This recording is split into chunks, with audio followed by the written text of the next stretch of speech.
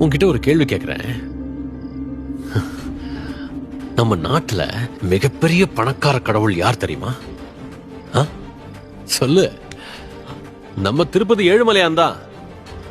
ஏன் தெரியுமா? எத்தனையோ இடத்துல பெருமாள் கோயில் இருக்கு, ஆனா திருப்பதி ஏழுமலையான் மட்டும்தான் நைட்டு 12 மணி வரைக்கும் பக்தர்களுக்கு தரிசனம் கொடுக்கிறாரு. மறுநாள் மறுபடியும் 3 மணிக்கு எழுந்து தரிசனம் தராரு. ஆனா மத்த பெருமாள் கோயில்ல மட்டும் ஷார்ப்பா 9 மணிக்கு நடைய மூடிடுவாங்க. பகல்ல ரெஸ்ட் கூட இருக்கு.